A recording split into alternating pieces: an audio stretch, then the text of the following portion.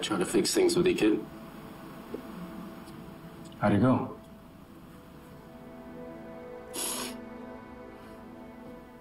I don't get it. Akala ko gusto niyo yung isa't isa. What's the problem? She thinks we shouldn't be together. Because we're like family now. Baka naguguluhan lang si Kit. Just give her some time to think about things. Baka magbago pa yung isip niya. I don't want to get my hopes up again and then end up being disappointed. So, what's your plan? It'd be really difficult for me to forget about it, kid, if I have to see your face every day. So I decided to go. Be better for both of us. Aalis ka? Yeah. I've decided to go manage Dream Paradise Resort in Japan. I mean, Kuya, if that's your decision, then I'll support you. And you don't have to worry about the kid and mom. Ako nang bahala sa kanila. As for me, man, I gotta focus on opening my new club. You know, started seeing new people again. Dating again. Really? I didn't know that. Sana may mahanap pa ako na kasing bait ni Kit. And sana hindi ako mabusted ulit.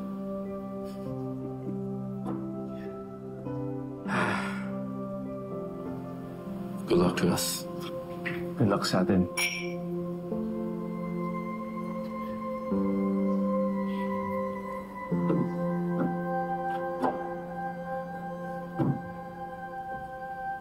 Tita, good news po.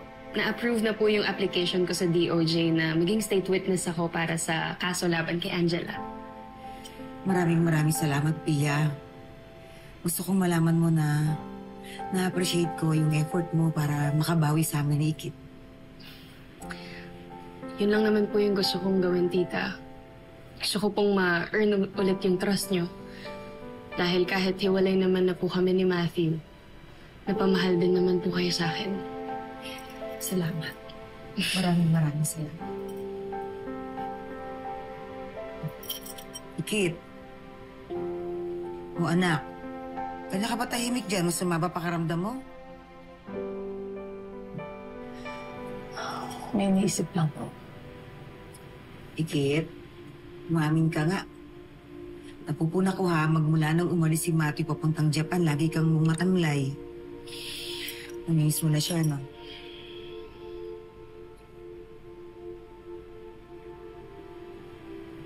Miss na miss po. Ano ba kasi nangyari sa inyong dalawa? Alam mo, anak, hindi naman ako bulag. Alam ko naman noon pa, may feelings na kayo ni Matthew sa isa't isa eh. Ang pinagtataka ko lang, bakit mas pinili niyong magkalayo kayong dalawa?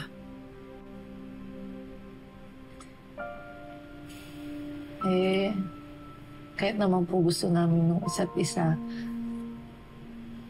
hindi naman po kami pwedeng dalawa. Kasi magkapatid kami. Siblings. I thought. Hindi yan totoo, Ikit. Walang batas na nagsasabi na hindi kayo pwedeng magkatuluyan ni Matthew. Dahil unang-una, hindi naman kayo related by blood. Hindi naman din siya legally adopted ni Tita May. Alam ko, Pia. Pero nag-research na rin kasi ako. Kahit anong gawin namin, hindi pa rin pwede. Kasi kaming dalawa ni Matthew, may affinity kami yung dalawa. Ikit, nagkaroon kayo ng affinity ni Matthew before dahil kinasal si Tita May kay Tito William. Pero na-dissolve na yung affinity na yon dahil nag-end na yung marriage ni Tita May when Tito William died.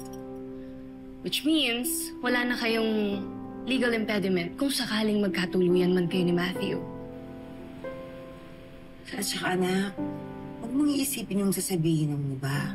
Isa pa, Hindi naman kayo pinalaki ni Matthew ng isang bahay.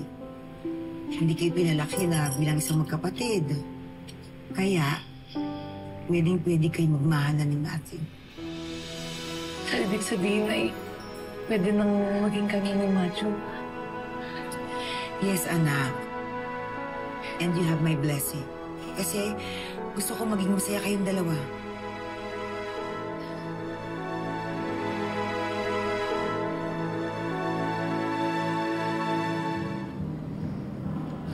Does it feel good to be back? Oo naman. Sobra. Kasi nung huling pumunta ako dito, puro bad memories na lang lahat ng naranasan ko. Ngayon, gagawa ko ng puro good vibes na memories naman.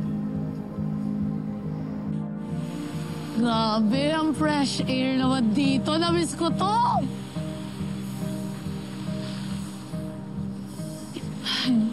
So, did you tell Matt that you're coming? Oo, nagsabi naman ako sa kanya na dadating tayo ngayon. Ewan ko, ba't wala pa? Pinagsisisihan ko na hindi ko siya sinagot noon at nagpabebe pa ako. Hindi ko pa binigay yung matamis kong oo. Kaya nandito ako para sundan ang aking forever.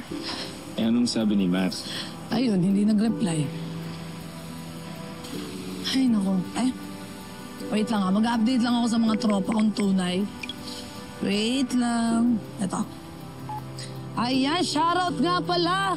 Ako ulit ang inyong binibining marikit. For today's video, nandito tayo sa Nagoya, Japan! Bakit ako nandito? Siyempre, pupuntahan ko ang aking jowable afam.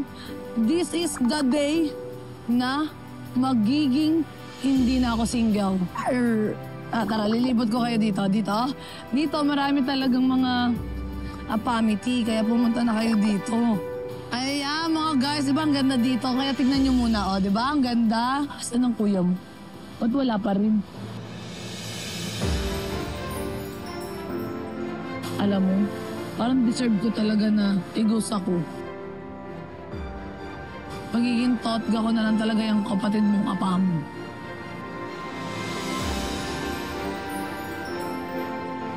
So, shoutout nga pala sa aking mga online viewers dyan. For today's video, lot-lot ang binibining marikit nyo. Wala na magsushota sa pamilyang to talaga. Oo.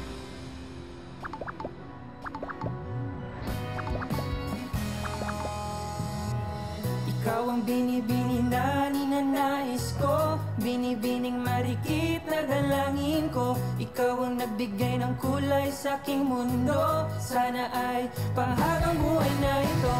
Ikaw ang binibini na ninanais ko, binibining marikit na dalangin ko. Ikaw ang nagbigay ng kulay sa aking mundo, sana ay panghabang buhay na ito. O binibini ko, ikaw ang nais ko na makapiling sa buong buhay ko. Laman ng panaginip, ikaw ang iniisip. Di ko alam kung bakit ako ay nabibighani. Sa tuwing ikaw ay napapadaan, mga mata ko ay kumikislap agad. Korteng bote na katawan mo ay mga... Sorry if I kept you waiting. Okay lang yun, B. Ang importante, dumating ka. I love you. My binipinig, marikit. Mahal din kita, may Prince Charming kong apam. Na mukha sa'yo'y naakit na. Kung madeklara ko sa'yo'y hibang na to. Ikaw ang kahulugan ng salitang buhay ko. Ang tanging hiling, Diyos iyong dinggin. Ang babaeng marikit ay mapasakin. Lahat hahamakin, makuha lang ang akin. Kahit buong kalawakan aking kukuhain. Oh,